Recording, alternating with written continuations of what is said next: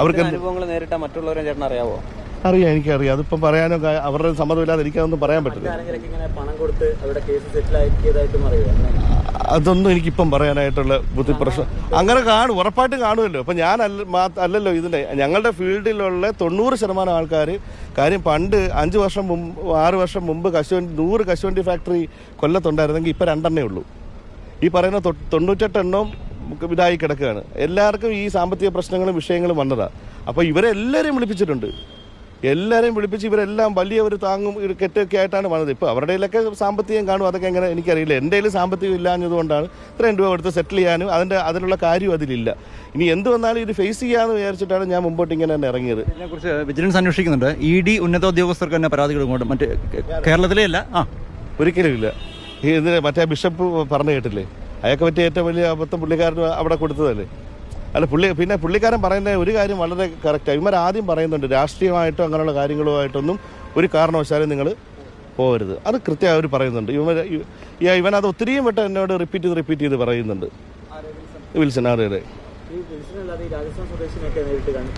ഇല്ല, ഞാനതെല്ലാം ഈ TV-ക്കകത്തൂടാണ് കാണുന്നത്. ഞാൻ കണ്ടിട്ടേ ഇല്ല ഇവരാരെ, ഒരു പരിചയമില്ല. എൻ്റെ ടാൻസാനിയയിലെ അവിടുത്തെ കമ്പനിയുടെ സ്റ്റേറ്റ്മെൻറ്റ് അമ്പടയിൽ ഉള്ളതെല്ലാം കൊടുത്തു.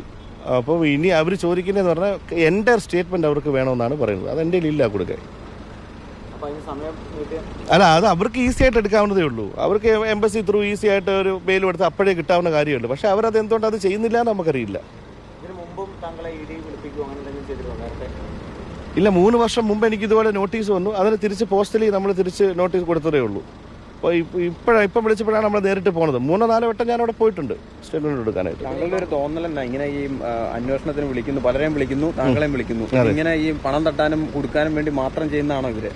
സാറേ, അതായത് ഈ PM നമ്മുടെ ഈ കശുവണ്ടി മേഖലയായിട്ട് എന്ന് വെച്ചാൽ നമുക്ക് ഏറ്റവും കൂടുതൽ ഇമ്പോർട്ട് മെറ്റീരിയലാണ് വരുന്നത്. അപ്പം സ്വാഭാവികമായിട്ടും നമ്മൾ ഇവിടുന്ന് പേയ്മെൻറ്റ് വിദേശത്തോട്ട് അയക്കണം, ഡോളർ പേയ്മെൻറ്റ് അയക്കണം. ഇത് തിരിച്ച് വരുമ്പോൾ ഇൻവോയ്സിൻ്റെ ഡിഫറൻസ് കാരണം പേയ്മെൻറ്റ് അഡ്ജസ്റ്റ് ആവാതെ വരും. ചില ഇപ്പോൾ എൻ്റെ കാര്യം പറഞ്ഞാൽ ഞാൻ അങ്ങോട്ട് അയച്ച 22 കോടി രൂപയോളം ഞാൻ വെളിരാജ്യത്തോട്ട് അയച്ച സാധനം എനിക്ക് ലോസ് കാരണം അവിടുന്ന് പേയ്മെൻറ്റ് നഷ്ടപ്പെട്ട കാരണം ആ പേയ്മെൻറ്റ് ഇല്ലാതായി. അപ്പോൾ അതിൻ്റെ പേപ്പറാണ് ഇവർ ചോദിക്കുന്നത്. ആ പേപ്പർ ഞാൻ എങ്ങനെ കൊടുക്കും? നമ്മുടെ ഇവിടുത്തെ RBIയുടെ ഇതനുസരിച്ച് നമ്മൾ പേയ്മെൻറ്റ് വെളിയിലോട്ട് അയച്ചാൽ 2 വർഷത്തിനകം ഒന്നുകിൽ പേയ്മെൻറ്റ് തിരിച്ചു വരണം, അല്ലെങ്കിൽ ഇക്വലൻ്റ് ആയിട്ടുള്ള ഗുഡ്സ് തിരിച്ചു വരണം. അല്ലെങ്കിൽ അത് PMLA ആക്ടിലോട്ട് പോകുന്നതാണ്. അത് ആ രീതിയിലാണ് എൻ്റെ ഈ കേസ് വന്നിരിക്കുന്നത്. പക്ഷേ അത് ഇങ്ങനെ പോയെന്നുള്ള FIR ഉണ്ട്, ബാക്കി കാര്യങ്ങളുണ്ട്, എല്ലാ ഇതുകൊണ്ട് എനിക്ക് കൊടുക്കാൻ പറ്റില്ല. അത് കാരണം അങ്ങനെ ഇവർ പറയുന്നത് ഞാൻ ആ പേയ്മെൻറ്റ് വെച്ചിട്ട് വേറെ എന്തോ ദുരുപയോഗം ചെയ്തു എന്നാണ് പറയുന്നത്. ഞാൻ വിദേശത്തോട്ട് പോയിട്ട് 8 വർഷമായി. ഇത്രയും ഇവരോട് പറയും, ഇവർക്ക് ഈസി ആയിട്ട് അവർക്ക് എംബസി ത്രൂ ഈ പേപ്പർ എടുക്കാവുന്നേ ഉള്ളൂ. അവരത് എടുക്കുന്നില്ല. ഇല്ലാത്ത പേപ്പർ ചോദിക്കുന്നത് നമ്മുടെ കയ്യിൽ നിന്ന് കാശ് മേടിക്കുക, അല്ലാതെ വേറെ തീർച്ചയായിട്ടും.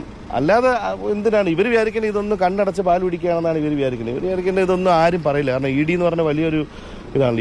ഇവരുടെ മേളിലൊരു പവർ ഇല്ല എന്നാണല്ലോ ഇവർ. ഈ രാധാകൃഷ്ണൻ എന്നോട് കൃത്യമായിട്ട് പറയുന്നുണ്ട്, ഞങ്ങൾക്ക് മേളിൽ സുപ്രീം കോടതി ഇവർ നമ്മളെ ഒന്നും ചെയ്യത്തില്ല, അവർക്ക് വേറൊരു വിങ്ങാണ്, അവർ എന്തോ ട്രിബ്യൂണലോ അങ്ങനെ എന്തൊക്കെയോ അവർ പറയുന്നത്. എനിക്ക് കൃത്യമായിട്ടൊന്നും ഓർമ്മയില്ല. അവരെ ഒന്നും ചെയ്യില്ല എന്നാണ്. പിന്നെ ഞാൻ വിചാരിച്ച ചാവട്ടെന്ന് വിചാരിച്ചിട്ടാണ് ഞാൻ ഈ കംപ്ലൈൻറ്റുമായിട്ട് മുമ്പോട്ട് പോയത്.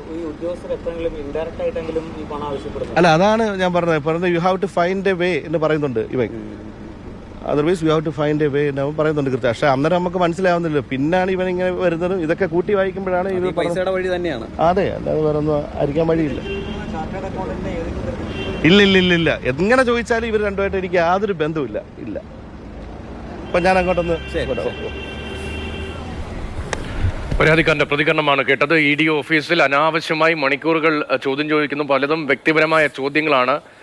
കേസെടുക്കും എന്ന ഭീഷണിയിൽ മുൾമുനയിൽ നിർത്തി കൈക്കൂലി വാങ്ങലാണ് ഇവരുടെ രീതി. അത് വ്യക്തമായിട്ടുണ്ട്. ഏതറ്റം വരെയും പോകാൻ, ഈ പരാതിയുമായി മുന്നോട്ട് പോകാൻ തയ്യാറാണ്.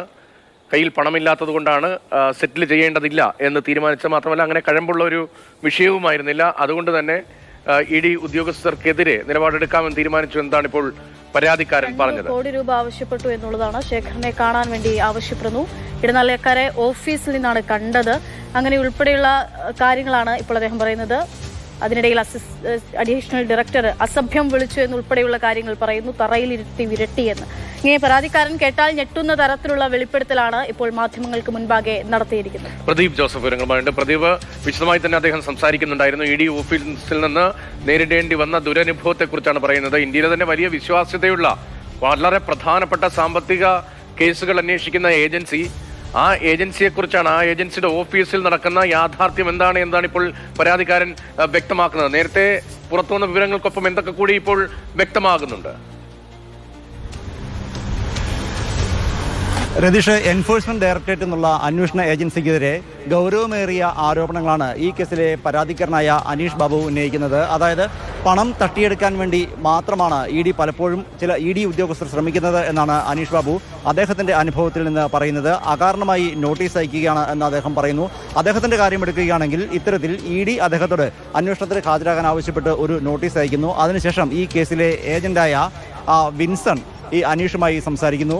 ഈ ഫോൺ നമ്പറിലേക്ക് പിന്നീട് വിളിക്കുന്നത് ഉദ്യോഗസ്ഥരാണ് എന്നാണ് അനീഷ് ബാബു പറയുന്നത്. അതായത് ഓഫീസിൽ ഒരിക്കലും അനീഷ് ബാബു അദ്ദേഹത്തിന്റെ നമ്പർ കൊടുത്തിട്ടില്ല.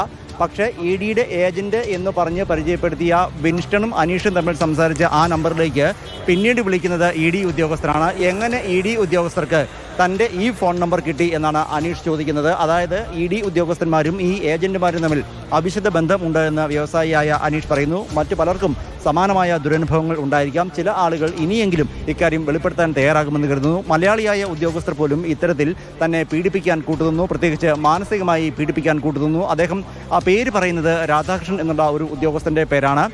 അദ്ദേഹം ഇരിക്കുന്ന ക്യാബിനിലേക്ക് തന്നെ വിളിപ്പിച്ചു. അവിടെ വെച്ചാണ് അസഭ്യം വിളിക്കുകയും മാനസികമായി പീഡിപ്പിക്കുകയും ചെയ്തത്.